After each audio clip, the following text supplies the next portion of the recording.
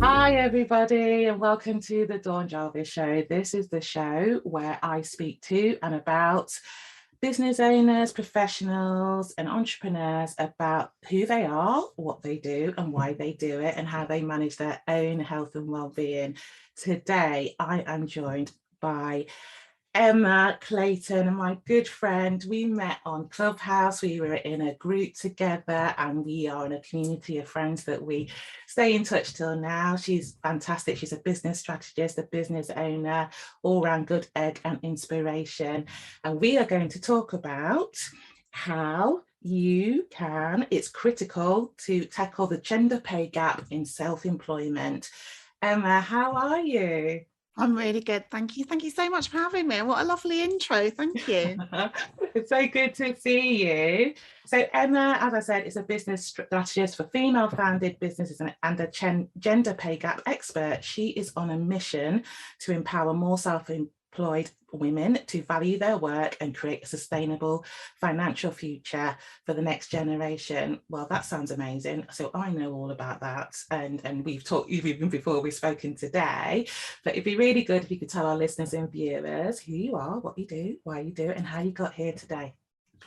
Gosh, amazing. God, big questions. Excuse me. So I'm Emma Clayton and I am a business strategist, and I am on a mission to support more women to create a financial independent future for themselves and the younger generation.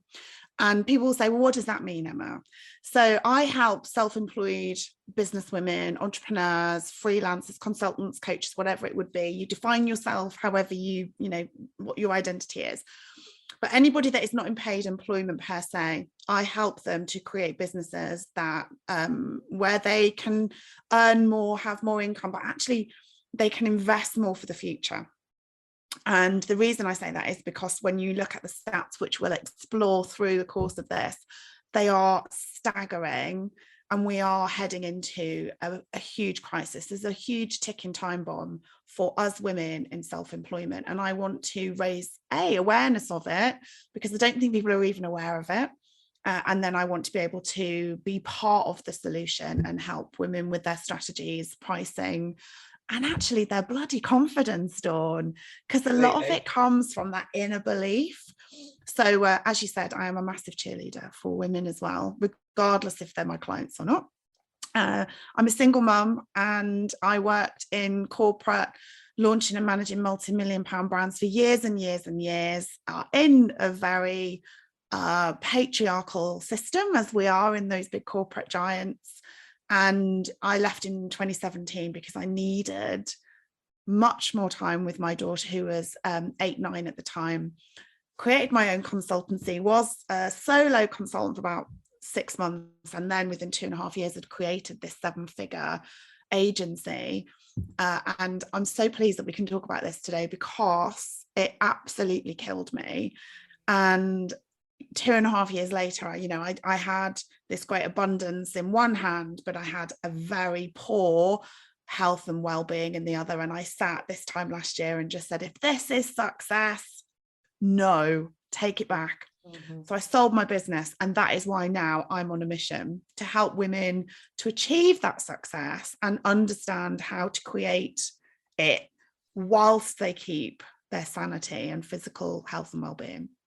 So that's me. Fantastic. And I know your story. I met you about this time last year, didn't I? And you are an amazing cheerleader. You're a very good friend of mine, and very, very supportive, and very supportive to other women and business owners that we've met. And this podcast is about health and well-being, particularly of leaders and business owners, and how they manage it. I'm a woman, so yeah, it's about women. Mainly, not exclusively, but mainly about women, because I think you talk about, you went from the corporate job and then you set up your own business because you need to spend time with your daughter. I'm a single parent too. My children are a bit older than yours now, but I was in that situation as well, where I had to maintain my income because I was supporting my family, and that comes with a lot of pressure, isn't it, really? So there's something about the balance, isn't there, around how you get the success that you may have had in your job or whatever, but how you maintain that when you go into self-employment, but also look after your soul, isn't it? It's sort of around, for me particularly, you know, we've known each other over the last 12 months, but you know, and you know, we've been in so many arenas where people have talked about burnout and things like that, and at the end of last year I was burnt out. That was it, you know.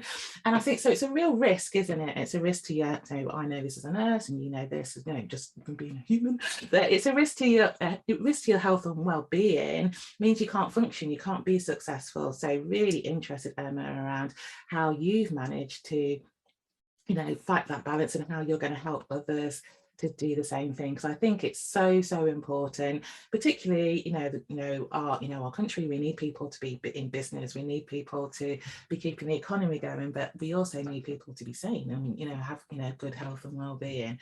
So, you know, how did you come to the, is that was what you wanted to do? How did you get to sort of today? So I guess when you work for somebody else, you don't feel as much of that pressure, especially when you're a single parent. You know, when you're a single parent, everything is on you to provide. There is no backup plan.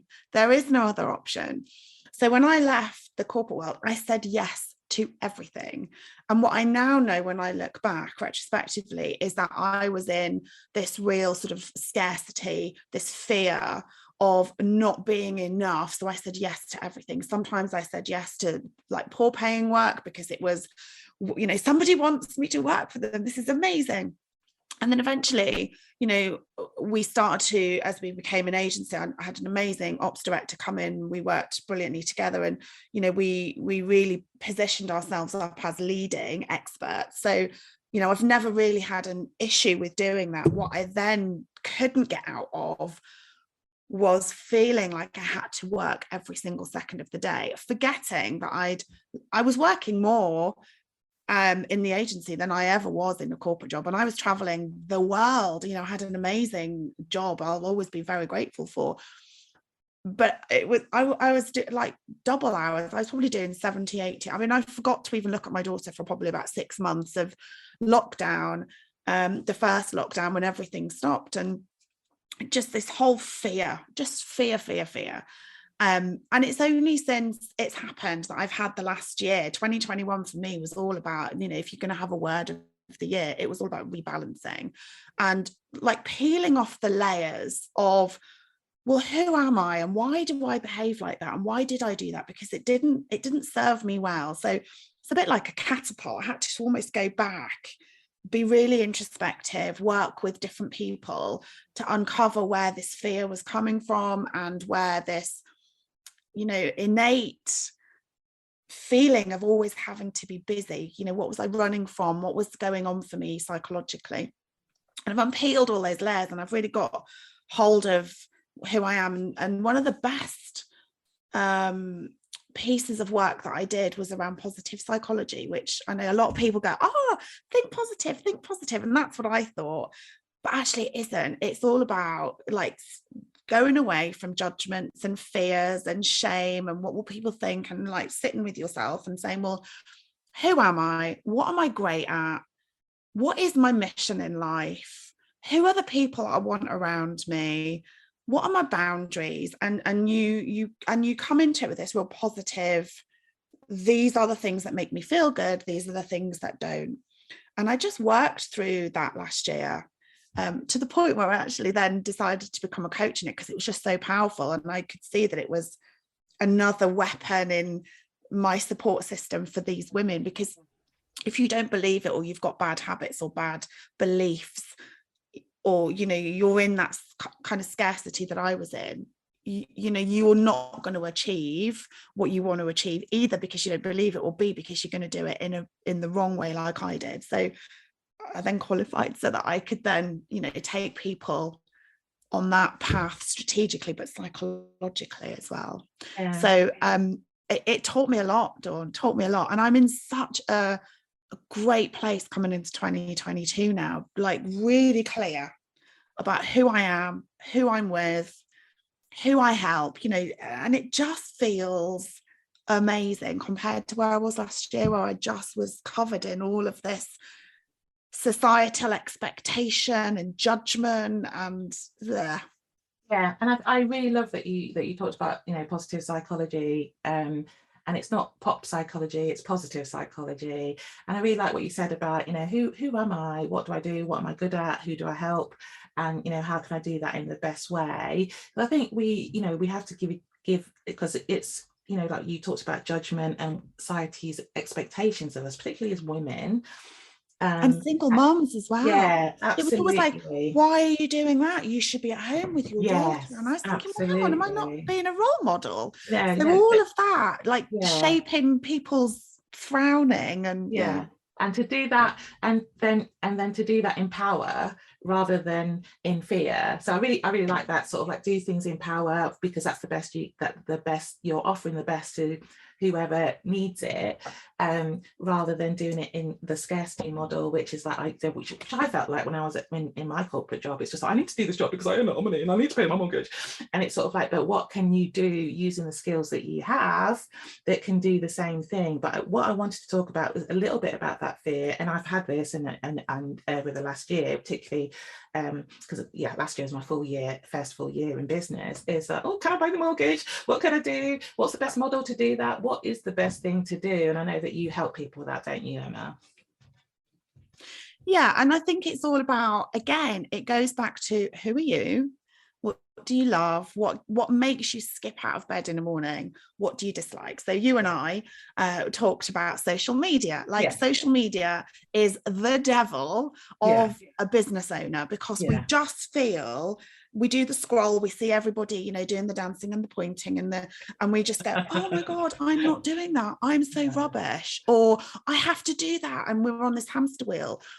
And it's about knowing, what is your zone of genius? What do you love to do?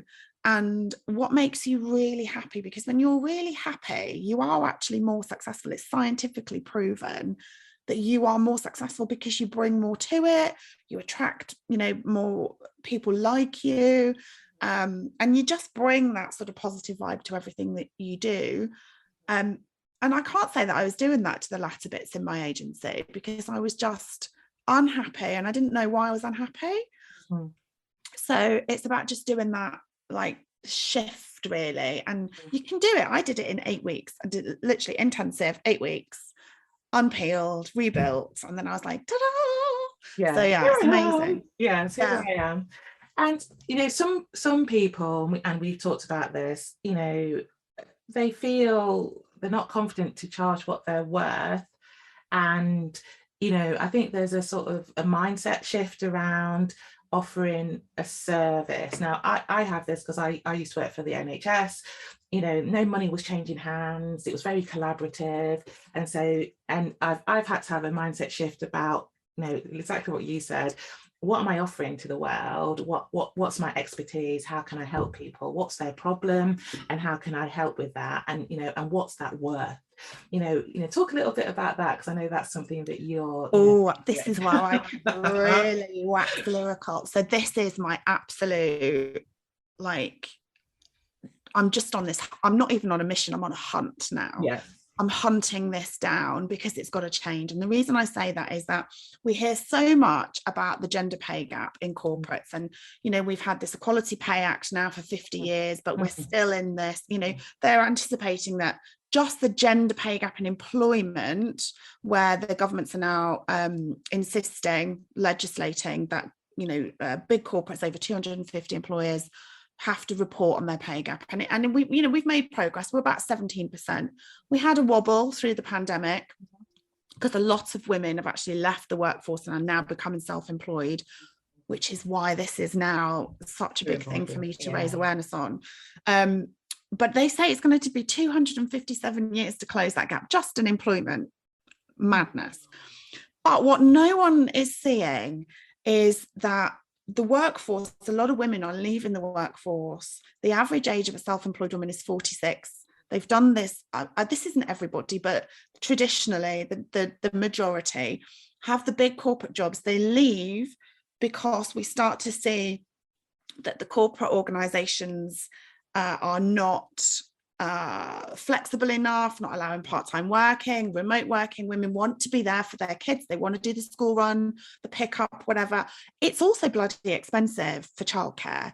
And the average salary for a woman, you know, sometimes there's less than what the childcare would be full time. So we're in this real sort of icky, what the hell do I do? And women withdraw and they retreat, and then they set up their business. And the statistics are showing that women are charging 43% less than men, which means that to earn the same money, we have to work twice as hard. Add into that we also do the lion's share of the non-paid work, house care, looking after kids, chauffeuring care, all of that. Women are absolutely on a hiding, physically, mentally, into this burnout, because we're having to do all the things.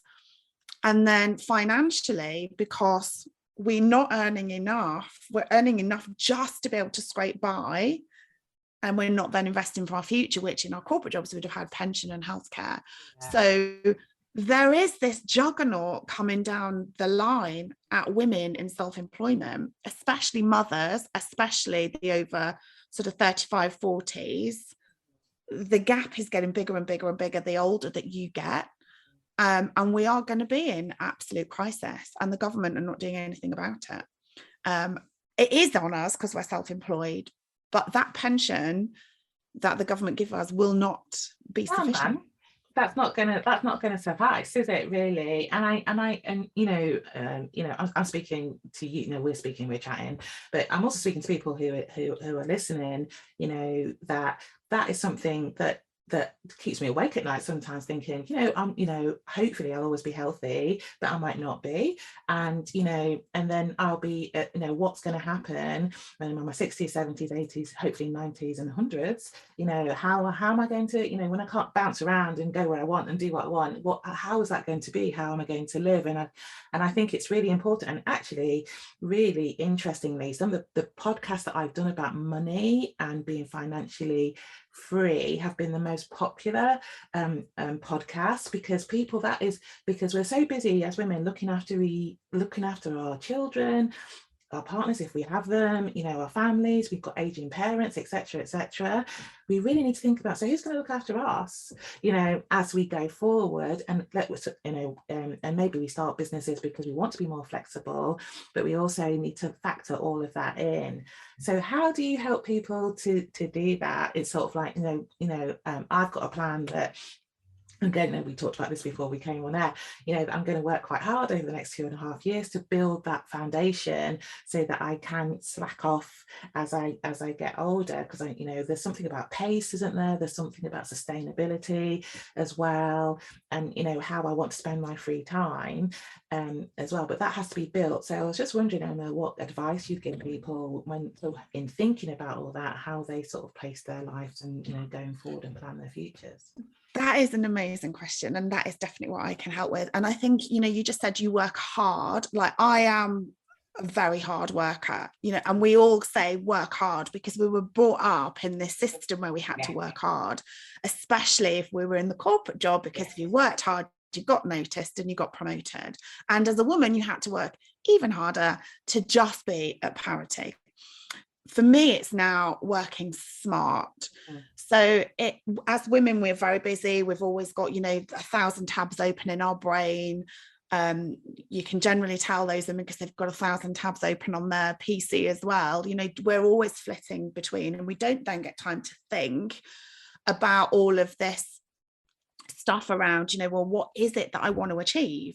And then working out, how do I get there? What we do is we then go onto social media, or we go into different communities and we go, oh, they're doing that, they're successful, I'm going to do that. Oh, they're doing that and they're successful, oh, I'm going to do that. Oh, and I'm going to go over here. And then actually what we don't do is align that to ourselves, and we just spin and we're confused, and we work harder and harder and harder, and we don't see results. So what I do is I take people off that centrifugal force that the online space creates within you, and we just very simply look at, well, where do you want to be, and how do we break it down? And I've done that with so many people, and they go, is that all it takes? I'm like, that's all it takes. That's it. It's really, really not difficult. But we're surrounded by things that are, you know, shiny objects that take our eye off the ball, and we're constantly changing. I was that last year as well. You know, I forgot who I was as I entered the online world. I forgot everything that I almost knew and could bring, and it was only last year I reflected and was like, what the hell? Like, this is nonsense. I know more than most of this. I'm staying true, and I'm going to help more women to stay true. And I think the other thing that I would say is that, you know, when you're pricing yourself, I see this so often, it's my bugbear. Like, I've almost got a standard social post response when I see it, you know, copy and paste in, that people say, I just want to earn what I earn in corporate, so how do I price it? And it's like, stop. No, because you're not in a corporate job anymore. You're still a slave to that system that didn't work for you. What you need to do is look at, you know, what results do you provide, and then work backwards. What is somebody willing to pay for that?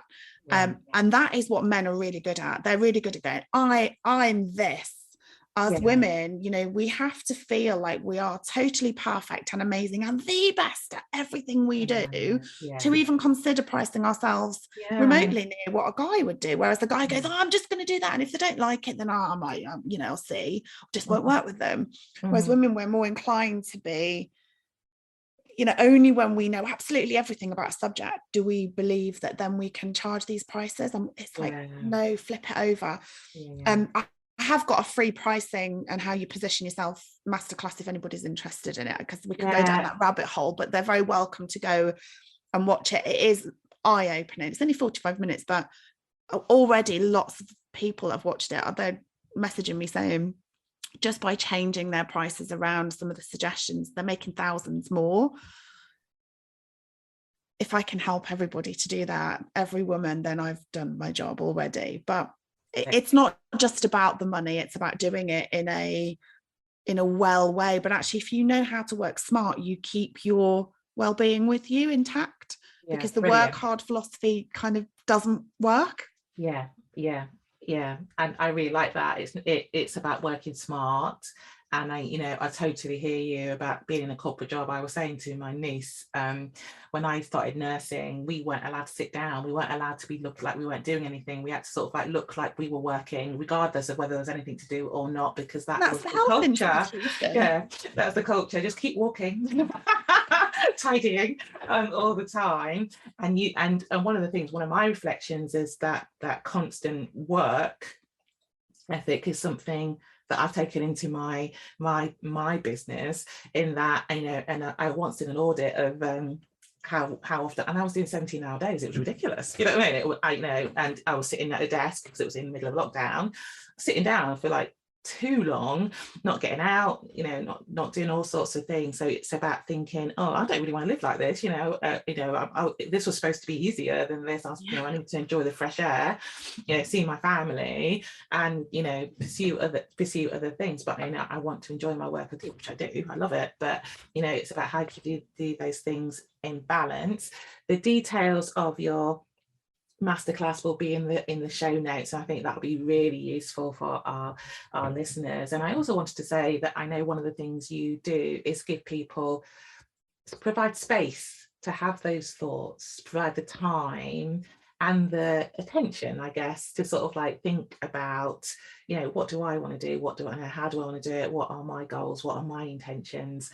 How we're going to do that. And I think that's very important, because I think I really liked your thing about the centrifugal force, and that, I call it the hamster wheel. You're just going, keep going. And it gives just work hard enough, it's going to come. And it's but you have to have a strategy. You have to have some thing to do. And I do believe in the power of positivity. If you set those intentions and you work towards those goals, your body, your mind will do those things that will make that happen. But you also have to be very mindful of you as a holistic person, because you Emma, me, Dawn, we're not just business owners, we're mothers, we're family members, we're all sorts of things as well, and that's all part of the whole, and it's really, really important. So this podcast is about health and well-being of business owners and leaders and busy people, really. So, and I always ask this of every one of the guests. You've talked about it a little bit, but how do you manage your own health and well-being, Emma? What are the strategies that you use that our listeners and viewers might find helpful? So I didn't always do this, and this is why I sort of crashed into a wall. So what I have really learned to do, and I can see a massive difference, is there are 3 things that I do. The first is that I give myself a break. I work around my week. So I put in my personal commitments for the week, and then I work around those. I've also started to understand what my working pattern is best. So I tend not to do lots of early morning things. I'm one that works probably later into the evening. So I work in the best way that I work. I take time out to walk my dogs every day, because actually the best ideas I have are on dog walks away from my desk. It gives me space to think. And then what I also have done is built a really strong community. I realized that I felt very, very lonely in my agency because I was the boss and everyone was looking to me, but I didn't have anyone supporting me. And when you're the boss in a company, regardless of how big or small it is, even if it's just you and a VA, they're all looking to you, and it's not that you can't express vulnerability, but you can't say, I haven't got a clue what I'm doing.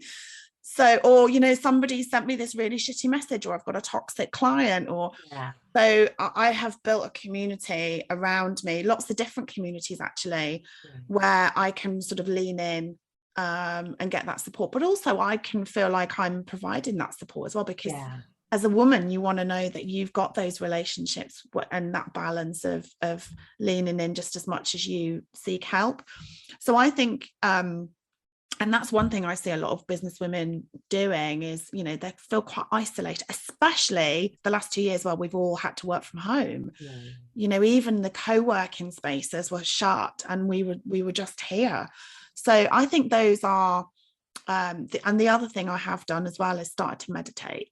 And I don't see meditating, which I used to do, as the sitting there and ahhing. It's just very practically closing my mind and being really aware of myself and how I physically feel, what my thoughts are, and just 10 minutes a day. I just allow myself to just breathe, really. I think that's really how I look after myself. Fantastic. All brilliant suggestions, particularly around the community, because I think that's one of the things that we've talked about. We've been part of communities. We're still part of a quite loose community that we draw support from, and also it's so the I'm going to say it, loneliness, the isolation that can potentially be as a business owner, particularly during this time of pandemic, because we're still in it, aren't we?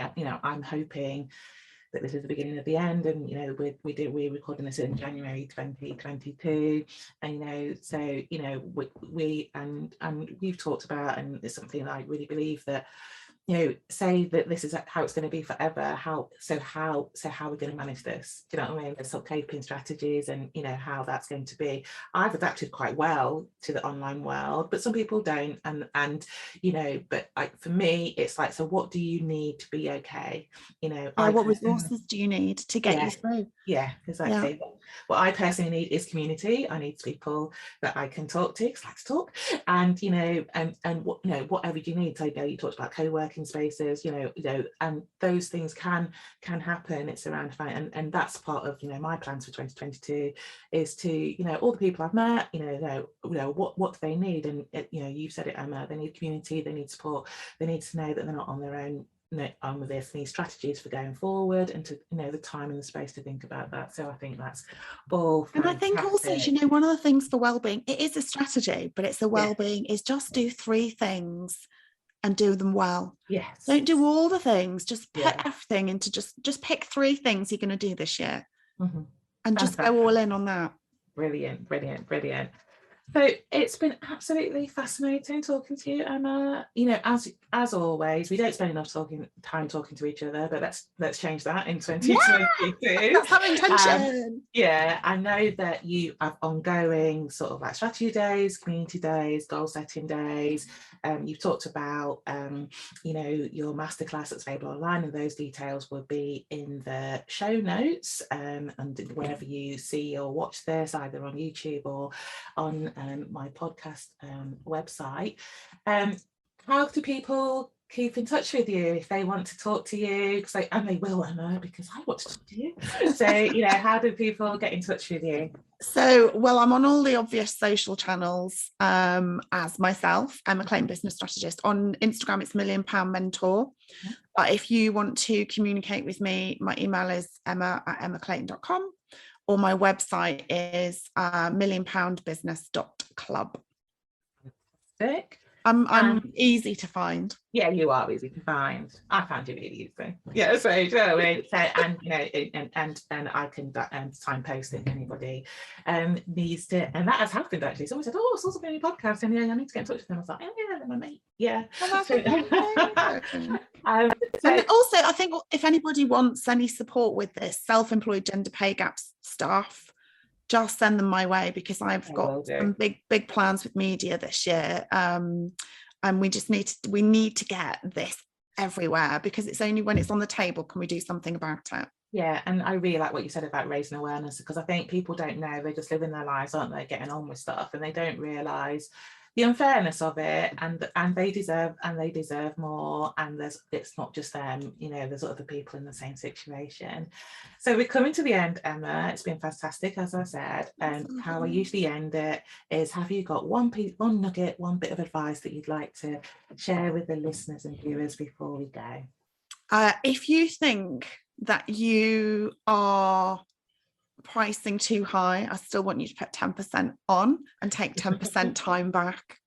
Fantastic, loving that. That's very practical, and you know, I like the numbers, and I like the specificness of that. You know, I'm the number queen. You are. So thank you, Emma, again, and that's it for the Dawn Jarvis show today. If you like what you saw or heard, please give us some listen, subscribe, tell other people about it, tell us what you think in the comments. Really want to hear from you, and take care, and we'll see you soon. Take care. Bye bye.